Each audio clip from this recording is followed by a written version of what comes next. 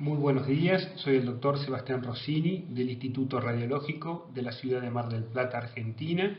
Lo primero que quiero es agradecer a la FARDIT la invitación a participar del curso virtual de diagnóstico por imágenes en el abdomen. En la siguiente charla vamos a tratar la patología aórtica abdominal adquirida no traumática, haciendo énfasis en aquellos puntos importantes que debemos conocer e informar para poder realizar el diagnóstico diferencial y un correcto tratamiento de las diferentes entidades que pueden afectar a la aorta abdominal. Dentro de los objetivos que nos vamos a plantear en la siguiente charla es conocer la anatomía normal de la aorta abdominal, describir las principales patologías aórticas adquiridas no traumáticas y determinar aquellas medidas y relaciones que son importantes que conozcamos e informemos cuando se nos presenta un aneurisma abdominal, una de las patologías más frecuentes por las que se nos requieren estudios. Para hacer un breve repaso de la anatomía de la aorta abdominal, mostramos una tomografía computada multidetector con reconstrucciones coronales y sagitales. La aorta abdominal se extiende desde el hiato diafragmático hasta la bifurcación en ambas arterias ilíacas comunes, que generalmente es a la altura de L4. El diámetro de la aorta abdominal va disminuyendo en forma progresiva desde la región cefálica a la caudal. Este diámetro es variable de persona a persona y generalmente los valores van de 1,5 a 2,5 centímetros, pero estos diámetros van aumentando generalmente con la edad y son mayores en los hombres que en las mujeres. En la siguiente diapositiva mostramos las principales arterias que salen de la aorta abdominal. La primera arteria principal que sale de la aorta abdominal es el tronco celíaco, que va a dar a la arteria coronaria estomáquica o gástrica izquierda, a la arteria esplénica y hepática. Después la aorta abdominal da a la arteria mesentérica superior, ambas arterias renales y por último a la arteria mesentérica inferior. A lo largo de toda su longitud salen pequeñas arterias con dirección posterior, que en la región dorsal son las arterias intercostales y en la región lumbar son las arterias vertebrales. Con los equipos actuales de tomografía computada multidetector nos es muy fácil identificar todas las ramas de la aorta abdominal, incluso aquellas de pequeño calibre como son la arteria mesentérica inferior y las arterias vertebrales. La aorta abdominal presenta una pared muy fina que normalmente no se puede visualizar en la tomografía computada multidetector. La pared de la aorta abdominal está formada por una túnica interna o íntima compuesta por un endotelio, una membrana basal y tejido conjuntivo subendotelial. Presenta una túnica media o muscular compuesta por suelas musculares lisas y una túnica externa o adventicia compuesta por fibroblastos, colágenos, nervios y pequeñas estructuras arteriales nutricias llamadas vasa vasorum. Es importante el conocimiento de la histología de la pared abdominal para poder entender las diferentes patologías que afectan a la misma, como son los hematomas, las disecciones, las vasculitis, las úlceras penetrantes atomatosas y otras más. En la actualidad contamos con múltiples estudios imagenológicos para evaluar a la aorta abdominal, como es la ecografía y el ecodoppler, que es un estudio muy bueno para detectar patología de la aorta abdominal y sus ramas, debido a que es disponible y no utiliza radiación. Contamos con la angiotomografía y angioresonancia magnética y con la angiografía, que cada vez se utiliza menos con fines diagnósticos y cada vez más con fines terapéuticos.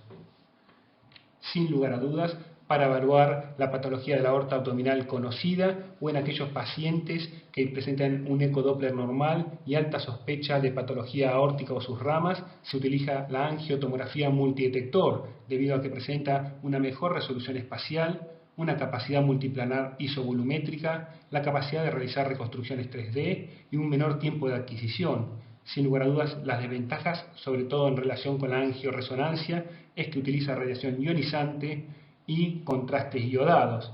Fíjense en esta reconstrucción coronal de una tomografía multidetector de 64 pistas, que bien se puede ver la aorta abdominal y ambas arterias ilíacas comunes, como así también la morfología y diámetros de ambas arterias renales más allá de su pequeño diámetro. La patología aórtica adquirida no traumática que vamos a desarrollar son los aneurismas. el aneurisma micótico, que es una entidad propia diferente de los aneurismas, como vamos a ver, las disecciones, la enfermedad ateromatosa y las vasculitis. Tenemos que saber que hay un grupo de entidades que se agrupan con el nombre de enfermedad aguda aórtica no traumática, que requieren mayor atención debido a que presentan una mayor morbimortalidad y que son las disecciones o hematomas parietales, los aneurismas complicados y las úlceras penetrantes de aorta que vamos a ver. El primer tema que vamos a desarrollar son los aneurismas, debido a que junto con la enfermedad ateromatosa es una de las patologías más frecuentes que afecta a la aorta abdominal. Un aneurisma es la dilatación permanente, focal o difusa de más del 50% del diámetro del vaso. En la aorta abdominal decimos que existe un aneurisma cuando presenta un diámetro mayor a 3 centímetros, mientras que en la arteria ilíaca común cuando presenta un diámetro mayor de 1,5 centímetros. Recordemos que los aneurismas poseen los tres componentes parietales, o sea, presentan una túnica íntima, una media y una adventicia, a diferencia de los pseudoaneurismas que generalmente no presentan todas las capas. La etiología más frecuente de los aneurismas abdominales es la aterosclerosis. El 90% de los aneurismas abdominales son infrarrenales y su diámetro, como sabemos, está en íntima relación con el riesgo de rotura. Pero no solamente tenemos que informar la relación que existe entre el aneurisma y las arterias renales y su diámetro máximo, sino que existe todo un grupo de medidas y relaciones que son muy importantes que conozcamos e informemos, sobre todo cuando se va a realizar un tratamiento endovascular del mismo. ¿Cuáles son estas medidas y relaciones? Las vamos a pasar a detallar a continuación y explicar por qué son importantes. A este paciente, al que se le realizó una tomografía computada multidetector, presenta un aneurisma fusiforme de origen ateromatoso. Fíjense en la pared del aneurisma la presencia de placas ateromatosas blandas hipodensas y calcificadas los sectores hiperdensos en la aorta abdominal infrarrenal. Lo primero que hay que mencionar en este paciente es la presencia de una variante anatómica marcada con la flecha naranja, que consiste en la existencia de una arteria renal polar inferior derecha. La existencia de las arterias renales polares es muy frecuente y hay que informarlas. ¿Cuáles son los diámetros que tenemos que mostrar e informar? Es el diámetro de la aorta abdominal infrarrenal, siempre teniendo en cuenta la arteria renal o polar más caudal, el diámetro del cuello proximal y distal del aneurisma, el diámetro de la luz verdadera del aneurisma. La luz verdadera es por donde va el contraste y no tiene que incluir el sector trombosado del aneurisma. Y por último, los diámetros de ambas arterias ilíacas comunes y externas. Estos diámetros, cuando se cuenta con un tomógrafo multidetector, tienen que ser medidos tanto en el plano axial como coronal. Estas medidas le van a permitir al médico hemodinamista elegir el diámetro adecuado de stent para cada paciente, que se adapte lo mejor posible a cada sector de la aorta y los vasos ilíacos para evitar filtraciones o sectores que queden muy grandes. Además de los diámetros, tenemos que informar ciertas medidas y relaciones que existen entre el aneurisma y las arterias renales e ilíacas comunes. Uno de los más importantes es el que existe entre la arteria renal más caudal y el cuello proximal del aneurisma. Fíjense que en este paciente que presenta una arteria polar inferior derecha, el diámetro se toma con respecto a dicha arteria, que es la más caudal. Este diámetro le va a permitir al hemodinamista calcular la distancia que tiene para colocar el stent, tratando de evitar la oclusión de las arterias renales para evitar infarto de los mismos, pero también tratando de cubrir más allá de 1,5 a 2 centímetros del cuello proximal del aneurisma para evitar filtraciones.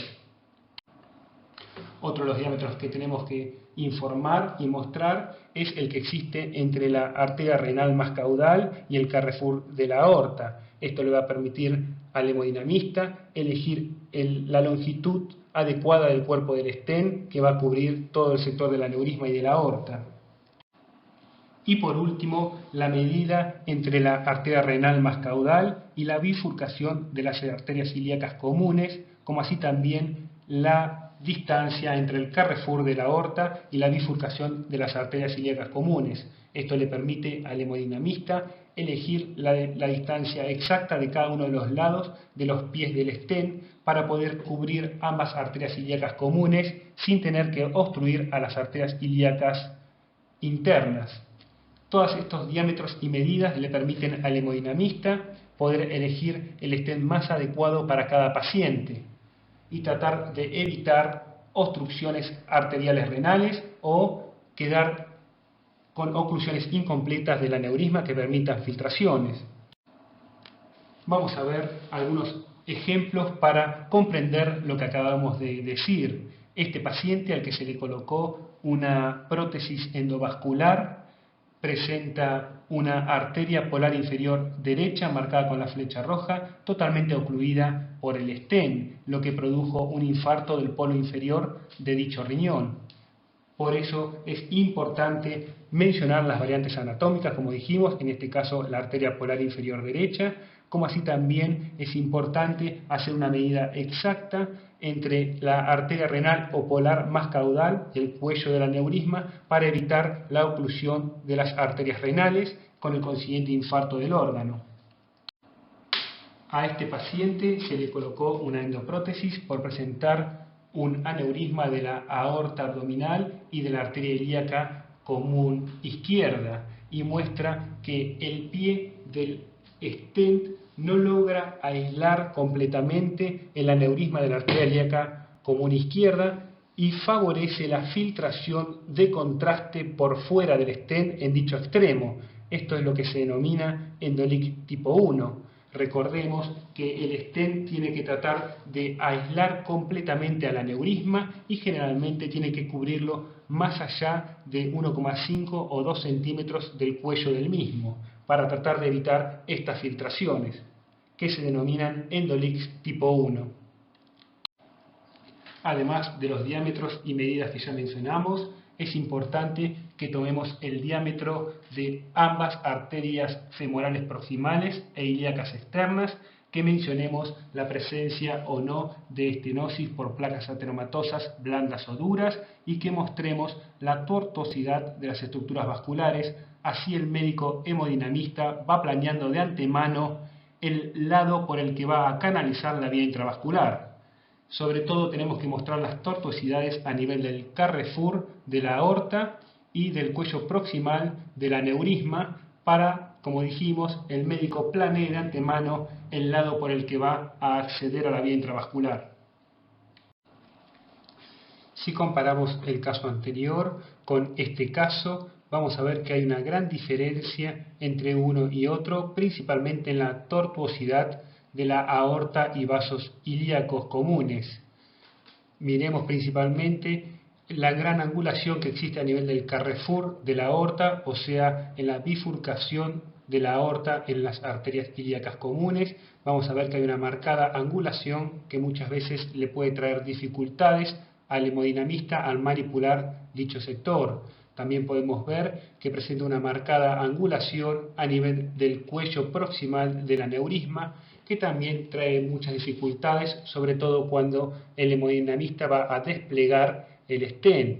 Si lo hace en una forma muy cefálica, puede producir una obstrucción de las arterias renales, como vimos, pero por el contrario, si lo hace muy cerca del cuello proximal del aneurisma, puede ser que no lo ocluya totalmente, favoreciendo la presencia de fuga de contraste por dicho extremo, lo que ya vimos como endoleaks tipo 1, o también cuando lo despliegue muy proximal, puede que caiga dentro del aneurisma sin terminar de ocluir el mismo. Entonces es muy importante que no solo le midamos los diámetros y las medidas que ya mencionamos, sino también que les mostremos las diferentes angulaciones y tortuosidades que presentan la aorta y los vasos ilíacos para que el hemodinamista pueda planear mucho mejor el abordaje de dicho aneurisma. Por último, y para finalizar con el tema de aneurismas, además de los diámetros y medidas que ya mencionamos, tenemos que fijarnos si existen aneurismas que comprometan a las arterias ilíacas internas o aneurismas que afectan a la arteria ilíaca común, pero con compromiso de la emergencia de la ilíaca interna, porque de existir dichos aneurismas, el hemodinamista, antes de colocar el stent a nivel aórtico, va a tener que aislar la arteria ilíaca interna comprometida por medio de oclusores para evitar la fuga del contraste por flujo reverso de dicha arteria. Es importante remarcar que los diámetros que obtengamos sean siempre en planos estrictos. Para obtener un plano axial estricto a la aorta, usamos el corte coronal y sagital y los ponemos perpendicular al eje mayor de la aorta, mientras que si queremos obtener un axial estricto de los vasos ilíacos, tenemos que modificar dicho eje poniéndolo perpendicular a cada uno de los vasos ilíacos comunes para obtener un axial estricto. La utilización de planos estrictos nos va a hacer mucho más exacta la obtención de dichos diámetros y no sobredimensionarlos adquiriendo ejes tangenciales. Es muy importante este punto para obtener diámetros reales. ¿Cuáles son las complicaciones de los aneurismas? La más frecuente es la rotura, pero también los aneurismas voluminosos pueden comprimir órganos vecinos o también fistulizarse, sobre todo con asas de intestino delgado. El riesgo de rotura está en relación directa con el diámetro del aneurisma. Aneurismas de 5 a 6 centímetros, como podemos ver, tiene un riesgo de rotura de 3 hasta el 15%. Y este riesgo de rotura es mucho mayor que el riesgo de complicación de una cirugía o de un procedimiento endovascular. Por lo tanto, en general, se tratan los aneurismas que presentan un diámetro mayor de 5 o 5,5 centímetros. Acá podemos ver dos ejemplos, uno con un aneurisma de 4,5 centímetros y otro de 7,2 que obviamente presenta un mayor riesgo de rotura y por lo tanto es una indicación de su tratamiento. Pasemos a ver algunos ejemplos de rotura. Podemos ver en este caso un voluminoso aneurisma con un trombo adyacente y si nos fijamos detenidamente vamos a ver en la flecha roja que existe una fuga o filtración del material de contraste. Este es uno de los signos directos de rotura de un aneurisma con la formación de un hematoma o trombo adyacente. Otro paciente con una rotura de un aneurisma de aorta abdominal con la formación de un voluminoso hematoma a nivel lateroaórtico izquierdo. Podemos ver que el hematoma produce esclerosis y erosión del cuerpo vertebral por su efecto de masa. Debido a estos efectos de masa, antiguamente estas lesiones eran conocidas como pseudotumores, pero no son más que el hematoma producto de la rotura del aneurisma. Este paciente tenía un diagnóstico conocido de aneurisma abdominal y se presenta con un dolor epigástrico agudo. La tomografía muestra un voluminoso aneurisma de aorta abdominal con trombosis parietal, pero si nos fijamos detenidamente vamos a poder ver que existe ligera alteración del tejido graso adyacente a la pared lateral izquierda del aneurisma, lo que nos permitió realizar el diagnóstico de rotura de la pared aneurismática con ligera filtración. No tenemos que esperar a encontrar un voluminoso hematoma ni la extravasación del material de contraste para realizar el diagnóstico temprano de rotura aneurismática. La presencia de un voluminoso aneurisma en un paciente con dolor agudo y la visualización de ligera alteración del tejido graso perianeurismático nos permite realizar el diagnóstico temprano de rotura. El hematoma parietal es otra entidad que puede afectar en forma infrecuente a la aorta abdominal. Generalmente el hematoma parietal es más frecuente que afecte a la aorta torácica y no tan frecuente a nivel de la aorta abdominal. Puede ocurrir secundario a una úlcera penetrante ateromatosa o por un sangrado espontáneo de la vasa vasorum. Al romperse las pequeñas arterias de la vasa vasorum, que como vimos se encuentra en la túnica adventicia, se produce un hematoma a nivel de la túnica media, mientras que la úlcera penetrante ateromatosa produce una rotura de la túnica íntima con extravasación de sangre hacia la túnica media. El hematoma parietal tiene mayor riesgo de generar una disección o una rotura aórtica. Generalmente el hematoma se ve como un engrosamiento parietal espontáneamente hiperdenso en tomografía, como muestra la flecha roja, e espontáneamente hiperintenso en secuencias T1, como muestra la flecha naranja. Estos pacientes se tienen que tratar a la brevedad porque como ya vimos, tienen mayor riesgo de producir una disección o rotura aórtica. El aneurisma micótico es una entidad propia generada por una infección con necrosis de la pared de la aorta abdominal. Son patologías infrecuentes, generalmente secundarias a una infección con diseminación hematógena o por contigüidad del germen. Los gérmenes que generalmente producen esta entidad es el Staphylococcus aureus y en menor medida la Salmonella, Streptococcus y Escherichia coli. Estos pacientes se presentan con una clínica de dolor, fiebre, leucocitosis y hemocultivo positivo. La tomografía muestra un aneurisma generalmente sacular, pero que se asocia a marcada alteración del tejido graso periaórtico, como muestran las flechas rojas. El cuadro clínico con los hallazgos imagenológicos son bastante patognomónicos de dicha entidad. La disección de la aorta consiste en el desgarro de la túnica íntima con ingreso de la sangre a la capa media muscular y la separación de la misma. El factor predisponente principal es la hipertensión arterial. La disección primaria de la aorta abdominal es muy infrecuente. Generalmente la aorta abdominal se ve afectada cuando existe un flap de disección en la aorta torácica que se extiende hacia la aorta abdominal.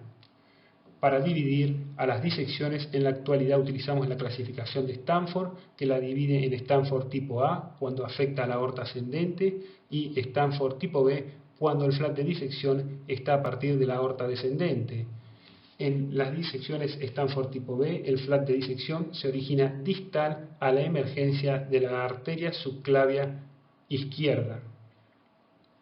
Es importante evaluar, cuando existe disección de la aorta abdominal, la relación que existe entre la emergencia de las arterias principales de la aorta y la luz verdadera y falsa de la disección.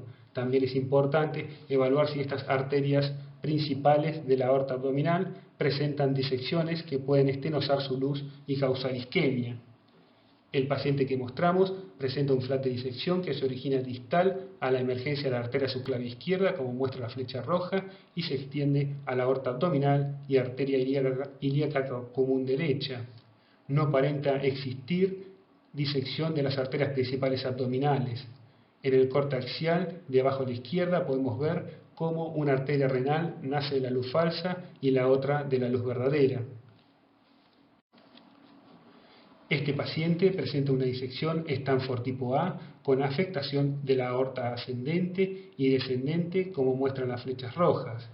La flecha naranja muestra unas pequeñas imágenes lineales dentro de la luz arterial, que se llama el signo de la telaraña, y cuando está presente nos es indicativo de que ese sector es la luz falsa, y esas pequeñas imágenes lineales corresponden a sectores que no fueron totalmente desprendidos de la túnica media. La disección se extiende a nivel abdominal con compromiso de la arteria renal izquierda. La flecha roja muestra cómo la arteria renal izquierda está dilatada con un pequeño flap en su interior y además se asocia a una marcada hipoperfusión de dicho riñón. Otro paciente con disección de la aorta abdominal, pero que presenta compromiso y disección del tronco celíaco. La flecha roja en el corte sagital muestra una dilatación del tronco celíaco, una pequeña imagen lineal en su interior correspondiente al flap de disección, el cual se extiende hacia la arteria esplénica.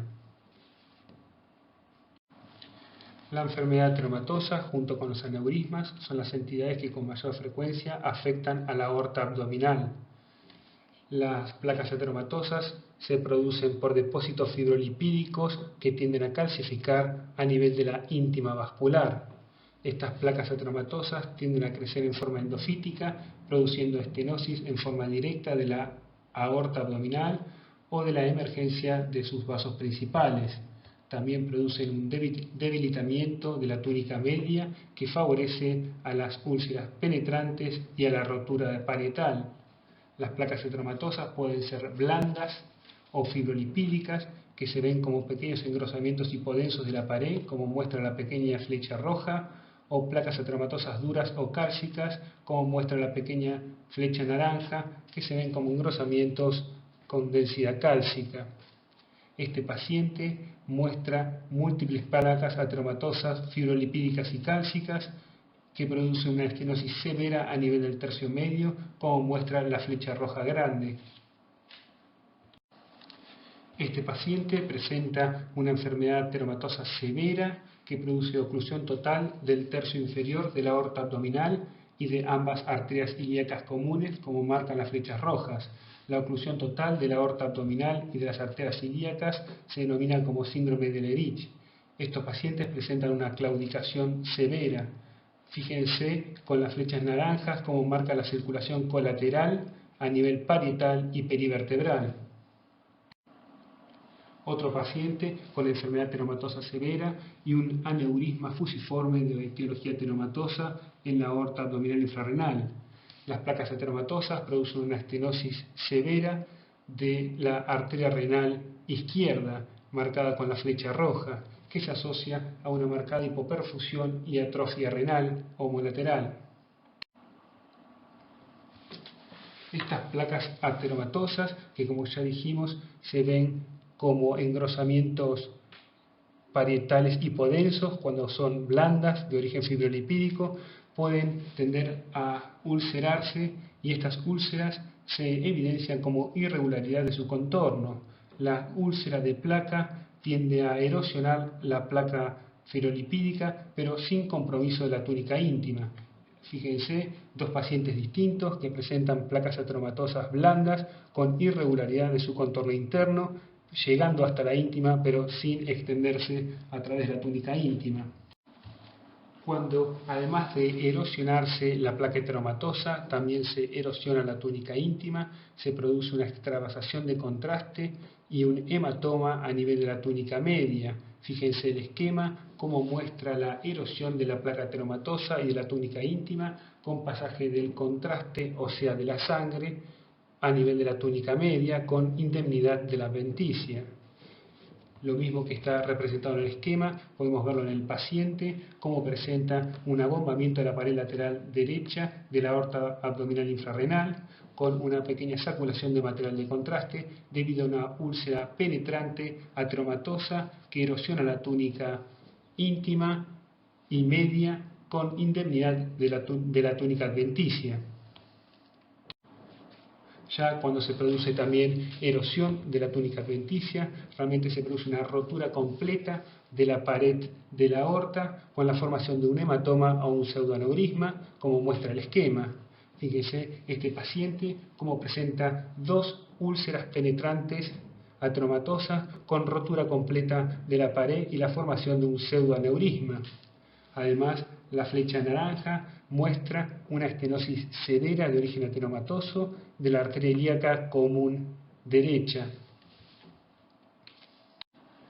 Una de las últimas patologías que vamos a ver es la vasculitis, principalmente la arteritis de Takayasu.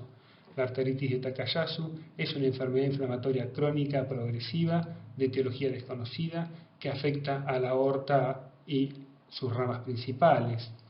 Se manifiesta como engrosamientos parietales circunferenciales segmentarios de similar densidad a las estructuras musculares, asociado a ligera alteración del tejido graso periaórtico como manifestación de estos cambios inflamatorios. Estos engrosamientos parietales pueden producir estenosis no tanto de la aorta abdominal, sino más bien de la emergencia de las arterias principales. Pero también los cambios inflamatorios producen un debilitamiento de la túnica media con mayor riesgo de formar ulceraciones y roturas con pseudoaneurisma y hematomas. Generalmente la arteritis de Takayasu responde al tratamiento con esteroides. Este caso era una mujer joven que presentaba dolores abdominales recurrentes. En la tomografía se puede ver el engrosamiento parietal circunferencial de la aorta abdominal, principalmente a nivel infrarrenal. Si se fijan, la densidad de este engrosamiento parietal es similar a las estructuras musculares y presenta ligera alteración del tejido graso periaórtico, todo como manifestación de estos cambios inflamatorios. Como dijimos, los cambios inflamatorios producen un debilitamiento de la túnica media, favoreciendo la formación de úlceras y rotura de la pared aórtica. Este paciente presenta un engrosamiento parietal circunferencial de la aorta abdominal con ligera alteración del tejido graso adyacente como manifestación de una vasculitis, pero también presenta una saculación del material de contraste en el sector lateral izquierdo de la aorta suprarrenal con la formación de un hematoma adyacente, como marca la flecha roja. Los cambios inflamatorios en la pared de la aorta aumentan el metabolismo a dicho nivel y por lo tanto la captación de glucosa, y esto se puede poner de manifiesto fácilmente en el PET-CT. Fíjense en este caso, un paciente con alta sospecha de vasculitis, se realiza una tomografía en la que se le ve un sutil engrosamiento parietal circunferencial, pero al realizar el PET-CT se marca mucho más el engrosamiento parietal gracias a la mayor hipercaptación de glucosa marcada por el proceso inflamatorio que se encuentra a nivel parietal. Estos cambios inflamatorios tienden a retrotraerse con el tratamiento con esteroides. Este es el mismo paciente al que se realizó el PET-CT, pero posterior a la realización de un tratamiento con corticoides durante 6 meses. Podemos ver cómo desapareció posterior al tratamiento el engrosamiento parietal circunferencial. Los cortes axiales, pre y post tratamiento, ponen bien de manifiesto cómo posterior al tratamiento desapareció ese mínimo engrosamiento parietal. Para ir finalizando, vamos a mostrar 4 casos distintos para demostrar cómo por medio de la tomografía computada, además de la epidemiología y la clínica, podemos discriminar entre las diferentes entidades que producen engrosamientos parietales de la aorta. El primer caso muestra un paciente con una aorta normal en la que casi es imperceptible la visualización de la pared aórtica. El segundo caso, mostrado arriba a la derecha, es un paciente que se presenta con dolor abdominal agudo y que muestra un engrosamiento parietal circunferencial espontáneamente hiperdenso.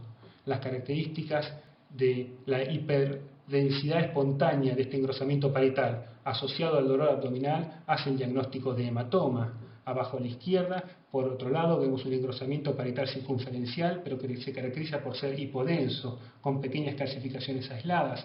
Esto es orientador de una placa ateromatosa fibrolipídica con sectores cálcicos. Y por último, abajo a la derecha, vemos un paciente que se presenta generalmente con dolores abdominales recurrentes y crónicos, y muestra un engrosamiento parietal circunferencial, pero de similar densidad a las estructuras musculares y que se asocia a alteración del tejido graso periaórtico como manifestación de cambios inflamatorios debido a que se trata de una vasculitis. Entonces, gracias a la capacidad de caracterización tisular de la tomografía, asociado a la epidemiología, o sea, a la edad, a los signos y síntomas que se presenta el paciente, podemos discriminar entre las diferentes entidades que producen engrosamientos parietales patológicos en la aorta. Como conclusión, la tomografía computada multidetector es el estudio de elección para la evaluación de la patología aórtica. La correcta interpretación de la tomografía nos permite realizar diagnósticos etiológicos y detectar las complicaciones de las diferentes patologías aórticas.